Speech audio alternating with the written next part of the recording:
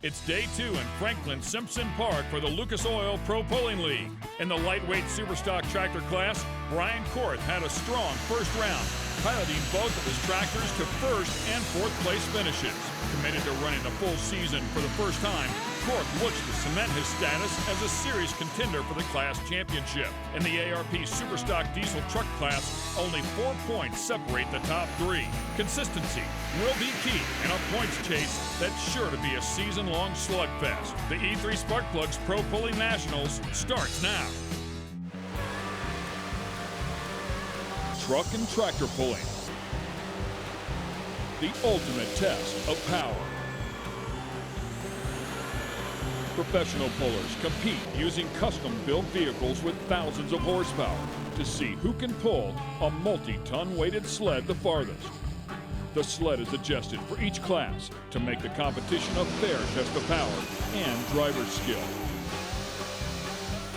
There's no practice in pulling. Every decision a team makes before each pull is critical to competing for a class championship.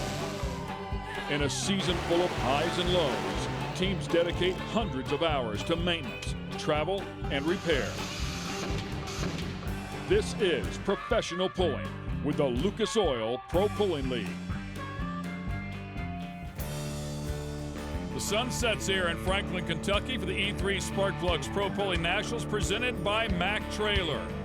We look forward to a great pull here as once again we will feature our lightweight superstockers. Ken Stout and Leslie Mears here to call the action, but of course they are just one of the classes we'll feature here tonight. We're also going to bring you some big, beautiful black diesel smoke courtesy of the Superstock diesel trucks.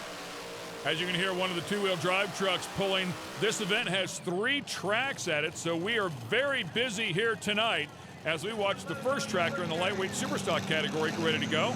It's called Little Temptation, driven by Elmer Howe.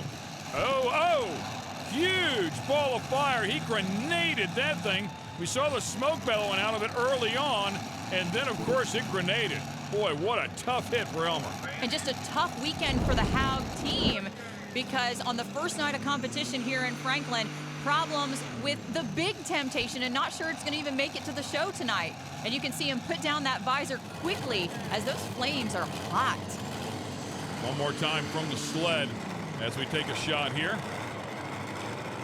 And we're going to send it down to Terry Boyd, who has more. He's with Elmer Howe. Elmer Howe, I'll tell you what, you got a little hot, and you were in the hot seat for sure. You all right? I'm just fine. What happened? I think it blew a rod out the side or something. 2 rods? Oh my God. Expensive. That's all we needed to hear. Expensive evening. One of them went down last night and this one tonight. I don't know. This is a bad deal. Well, the good deal is you're okay. Yeah, that's right. We got 3 weeks till the next hook, so. A lot of work to do and a lot of money for sure. They'll get them fixed up and make another run at it. And this is a fairly stout class coming in to our first weekend of events with the Lucas Oil Pro Pulling League with this particular category. Brian Korth, who had success on night 1 here, 2 tractors in the field, and for the first time, he's actually campaigning for that Champions Tour title. Yeah, he got off to a great start. Here comes Todd Magee with the Monkey Mayhem. Another solid machine here. Unfortunately, did not have a real strong effort on day 1 here in Franklin. You finished 9th in the category, so looking to steadily improve. All these guys gaining data that they can look at to make their vehicle better on the next night of competition.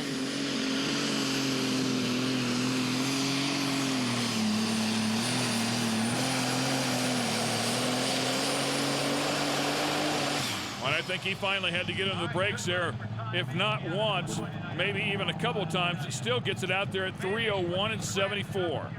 And that's a good effort, especially early in the class. It's always tough for the guys that hook early as the sun is starting to set, because that means the track may be a little bit drier at the beginning of the class. The sun sets, the moisture really starts to come up and gives it a little bit of bite. So we saw the red tractor. Now we'll see a green tractor as the John Deere comes out here, driven by David Estib, called Eaton Dollars.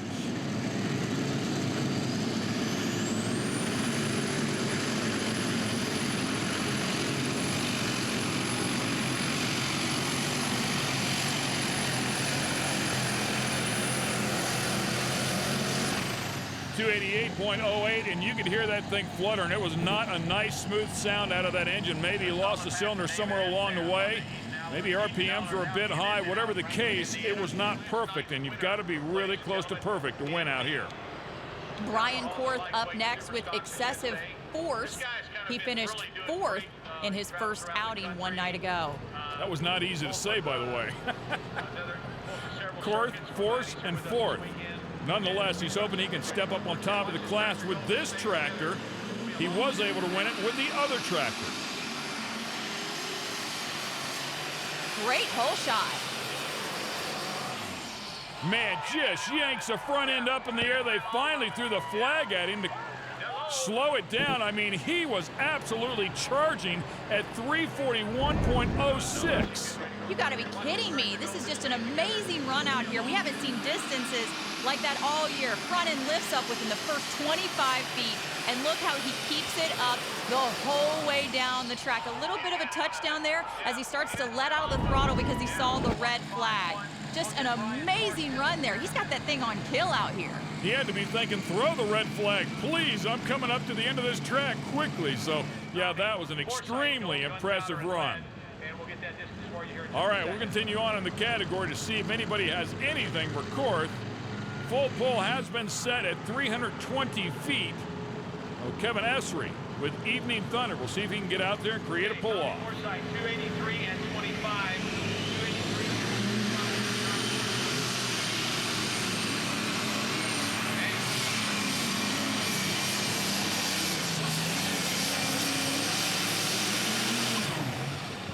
And they'll throw the red flag there as he has dug into the track, but unfortunately well short of where he needed to get to at 286 and 88.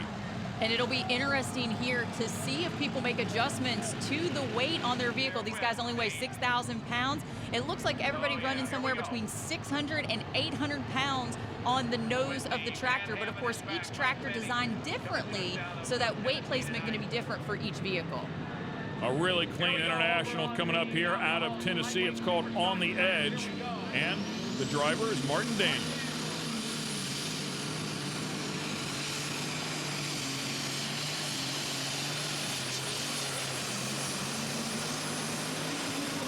Boy, and it was a handful for sure, but it was a really good tractor. If he could have gone straight, there was definitely another 10 feet inside of that thing, but he still puts 3:14 and 40 on the board.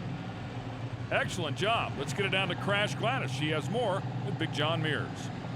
We're down here in the lightweight superstock lane, and I want to set the scene a little bit. The TV audience just can't grasp how busy you are right now. There's 3 different lanes, 3 different types of tractors running. Right. You've set the line at 320 feet for all 3. That has to be a massive challenge for you. It is, but it's a lot of fun. I wouldn't quit this job for nothing, but 320 feet on the lightweight supers. Yeah, they had a pull-off last night, but course tractors are real strong runners, and I think Will Light's had some issues, and Magie's had some issues, and Howgs had blew it up. I just don't think anybody else is going to get there, but let's just wait and see. We also need to mention that there was some rain before the event also, so we've got a lot of moisture built in the track, so this track will take some power that these guys are able to push into it. All right, some old school sheet metal here for the International. The man driving, Brandon Phillips, and the tractor's called Insanity.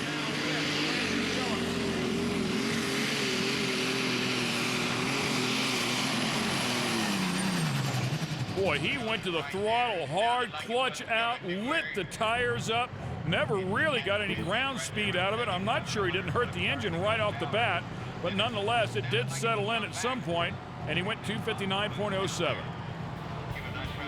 So we're off to a crazy start here in the lightweight superstock category, but Brian Korth has sent a message to the boys once again. 341.06. It's huge. Fans are having a great time here at the E3 Spark Plugs Lucas Oil Pro Pulling Nationals presented by Mag Trailer. It's an awesome pull, and we are watching our lightweight superstockers. Let's get it down to Terry Boyd, who has more from Jason Hootman. Jason Hootman and the Commander is moving a lot of weight around. You actually feel like the track is better tonight. Yeah, it rained there before we started, and I think that the rain helped it out a little bit and it's get a little tackier, and I think we're going to hook it and go. What have you been doing with weight movement? Moving it to the front, try to keep the front end down somewhat, keep it under control. So it's interesting that he said he's going to try to keep the front end down and keep it under control. That means he's going to try to hook it up as hard as he can because he thinks it's a power track and it's going to take all the power the Commander has. He finished third a year ago in the points, and he's going to go into a pull-off here tonight. An excellent job out of Jason Hootman. Clicked it off just a little bit early, knowing he accomplished his goal across the 320-foot mark, but goes 3:27 and 42. Well, keep your eye on those rear tires because it's really cool to see how they flatten out, how they wrinkle up so much, and he gets that nice, big, wide footprint that's going to give him all that he needs to hook up the power of the Commander into the track. Great job here by Hootman on setup of his machine. Yeah, really nice job for the old school Ford called the Commander. Just a great looking tractor. In his first full tour 1 year ago on the Champions Tour. And no doubt a player now. All right, Ben Clark coming up next. The tractor's called the Apparatus. Here we go with Ben Clark. It's an international with a Ford hood on it.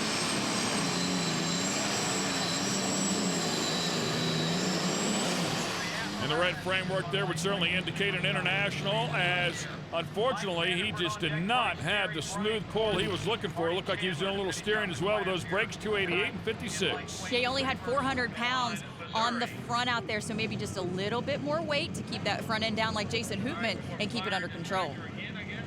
Too high strong. Bryce Terry behind the wheel. And once again, the goal is to get across that 320-foot mark.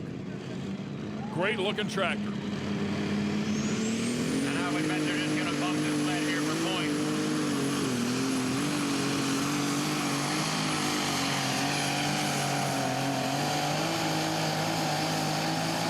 And he's going to make it a three-tractor pull-off. It's always a great sign when you see that front end come up and you hear that engine load up, but yet it doesn't pull down the RPMs. You know that they are off on a run. So a beautiful job here out of him as he does get across that 320-foot mark at 320.65. Great hole shot here. That front end lifts early. And just look at that. Great displacement of the weight into those rear tires back there as he just kind of edges it out past that full pull mark. All right, so they'll get him disconnected and clean up the track here a bit as well. Unfortunately, we've had some breakage inside of this category. These guys really stress their equipment, and there's a look at the Blue Blazes, of course, a reigning champion inside of the category. His tractor broke on him, and you can see by the hand gestures there that Beauty and the Beast also struggled with breakage, and to round out a trio of them, the Farm Boys Fantasy suffered a hit as well. Tough night for these guys as we see our class leader and points leader after day number one come out here, Brian Korth. We saw that huge effort before. We'll see if he can put another tractor in the pull-off. Here's Brian Korth.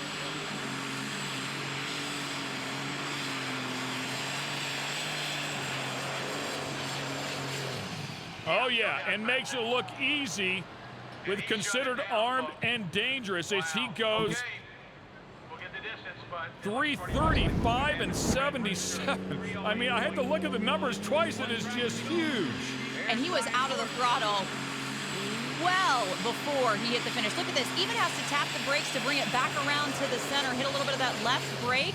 And look at that. He sees the red flag flying. He knows he's got it out there. Now, the real work for him begins because he's got to get both those machines cooled down and ready for our pull-off. That's going to be a tough job for that team to get two vehicles ready for a pull-off. Yeah, I agree 100% for sure, especially this one being the last hook in the class. Have to turn around and go back and make a run at it in the pull-off. So there's what it looks like in the pull-off. And there's the distances after the first effort out here tonight. And you can see these four guys separated by 21 feet, but that doesn't really matter. Anything after 320, it's all a full pull mark. Everything else is just extra. It all starts over here for the pull-off. Who's going to take the win here out of this field of four? Stay with us. We'll be right back.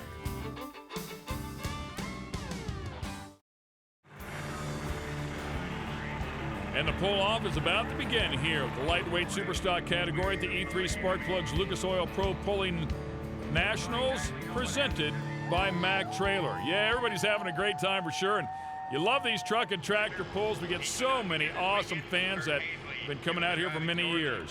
4 tractors inside of the pull-off here with a lightweight super stock category, and Brian Korth owns 2 of them. He'll start off with excessive force. And just a note, it looks like they have made some changes to the sled, so we're not going to see these guys go as far this time.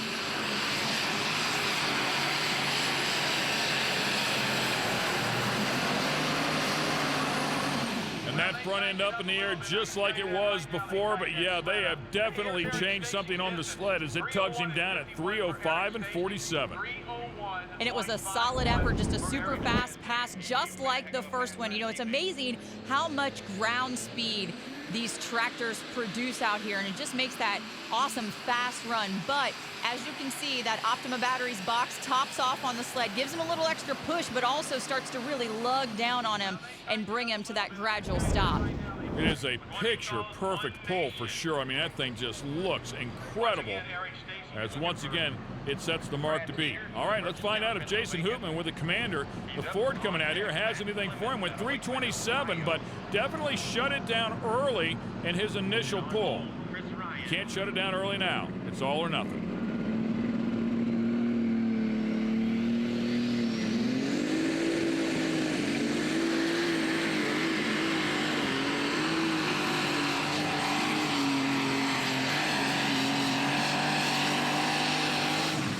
And 273 and 63 will be the distance for Jason Hoopman.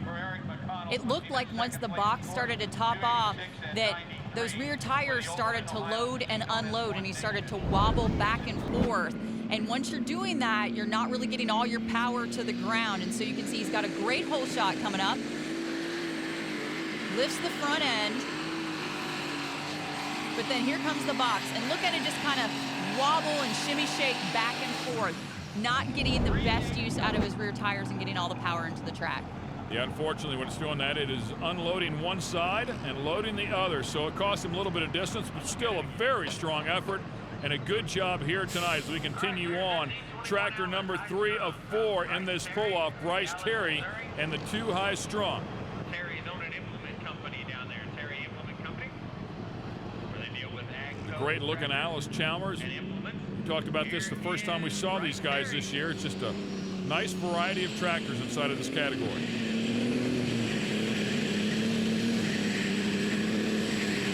And it's just not happening. And that might be a result of coming back so quickly, these things building so much heat. But he's going to go ahead and shut it down, wisely so. You certainly don't want to take a chance at hurting it any further at 155 and 58. And you know, they make every effort that they can to try to cool the engine down as much as possible. They'll actually take leaf blowers, cool everything out from the outside, actually stick the leaf blower in the intake of the turbo to try to force some cooler air down inside of the engine to cool it down more quickly. But when you've got an expensive piece of machinery like this and it doesn't act quite right, you always want to take precautions just like you did here with the 2 high strung and shut it off early. That'll bring us to our final tractor in the 4 tractor pull off. Once again, Brian Korth on the considered armed and dangerous tractor.